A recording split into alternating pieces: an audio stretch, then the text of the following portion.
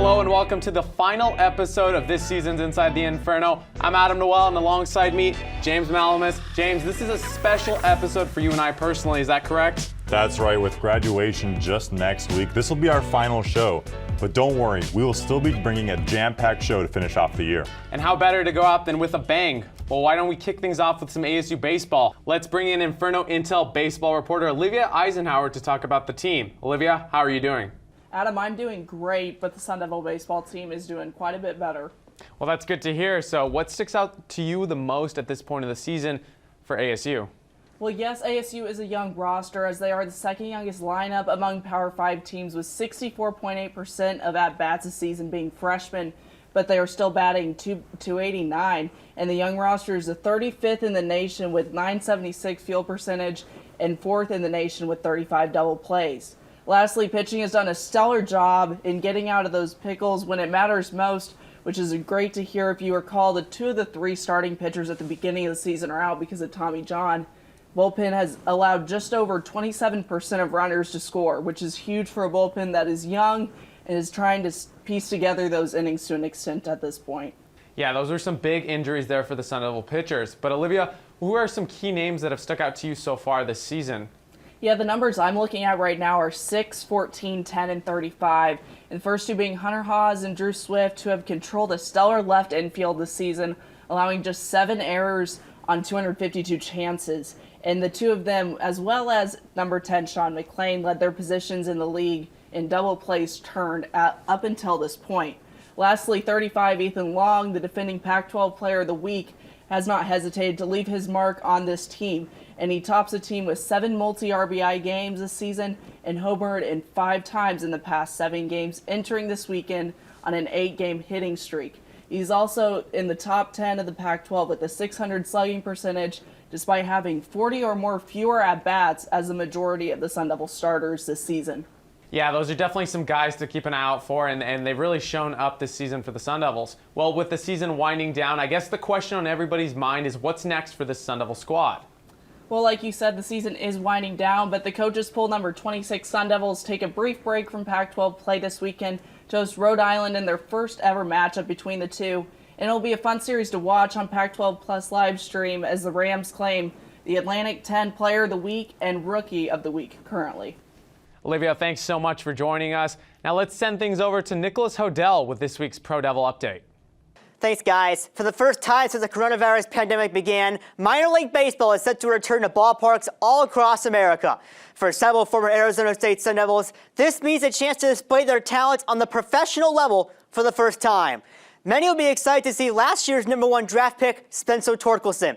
The former Sun Devil was listed as the 3rd top prospect on MLB.com's list of top prospects. He will start his professional career on the opening day roster of the Class High A West Michigan Whitecaps. Alika Williams, former ASU shortstop and the 37th pick in last year's draft, will seek an opportunity to develop as one of the top 30 prospects in the Tampa Bay Rays organization. These 2 are far from the only former Sun Devils looking to continue developing their skills in the minors, though. Outfielder Hunter Bishop, the 10th draft pick in 2019, will look to develop in the lower levels of the Giants organization, where he lands in the top 5 of MLB.com's organizational prospect rankings. And over in the Royals organization, where pitching prospects make up 9 of the Royals' top 15 prospects, pitcher Alec Marsh will look to continue his positive development with the Class A Columbia Fireflies.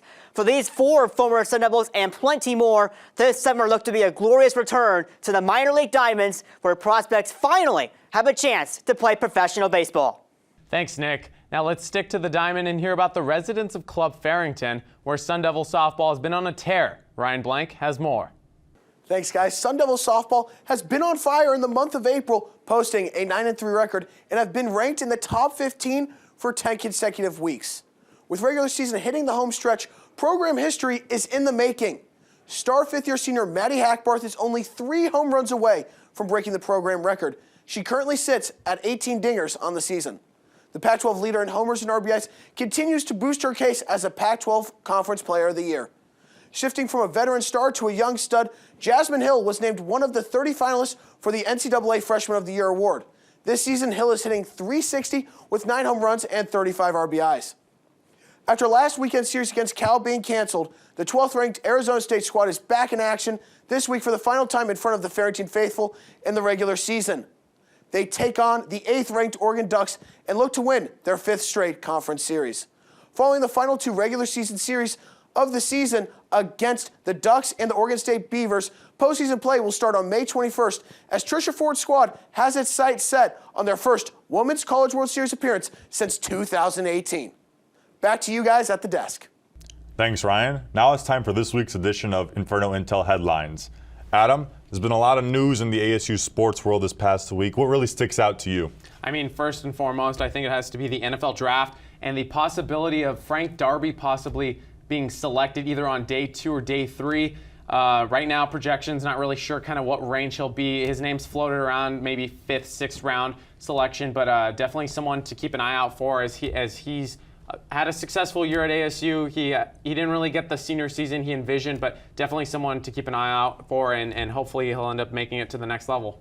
Yeah, that'll be the 3rd ASU wide receiver drafted in the past 3 years, following N'Keal Harry and Brandon Ayuk of last year. My headline comes from the Diamond in ASU softball. It is senior weekend, and that means that the Hackbarth sisters, this will be their final weekend. They transferred over from Fresno State, following Coach Trisha Ford, and they've left their impact, to say the least. It's their extra year here with the COVID year, so they're playing an extra year now, and they're some of the best players in the Pac-12 really lighting up the Diamond. It'll be sad to see them go for their final season. No, absolutely. I think a year ago today, honestly, that's what people thought it was going to be their last year, but because of COVID, they were able to come back for an additional year. Had a spectacular year.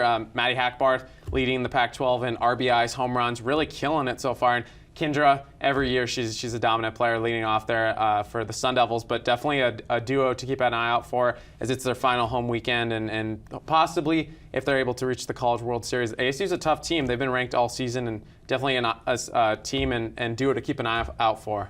And a weekend to watch out for indeed. Well, that'll do it for this week's headlines. Let's go to Jerry Walker and hear about another Sun Devil team making news of their own. Thanks, James. After closing out the regular season on a 3-game losing streak, the Sun Devils soccer team sat with a record of 8-5-2, waiting to see if they were tournament bound. Sure enough, the Sun Devils found their way into the NCAA tournament for the first time since 2014, and for the first time under head coach Graham Winkworth. In the first round on Wednesday, the Sun Devils dominated the Siena College Saints, winning 4-0. An early goal by Nicole Douglas set the tone, and second-half goals from Lucy Johnson, Leishka Carlier, and Corey Sullivan put the match out of reach. The Sun Devils now take on number 9 Duke in the second round from New Greenville, North Carolina. The game kicks off at 9 a.m. Saturday morning on ESPN3 as the Sun Devils look to advance past the second round for the first time in program history. Back to you guys at the desk. Well, that'll do it for today's very special episode of Inside the Inferno. And before we sign out, I'd actually like to thank some people who helped me along the way during my time at Inferno Intel. First and foremost, Carson Field for all his work last year before passing down the editor-in-chief baton to me. Ethan Schmidt for sitting at the desk with me during my first time anchoring this show. Sam Ficcaro for all the work he put into this organization and helping me become both a better writer and journalist.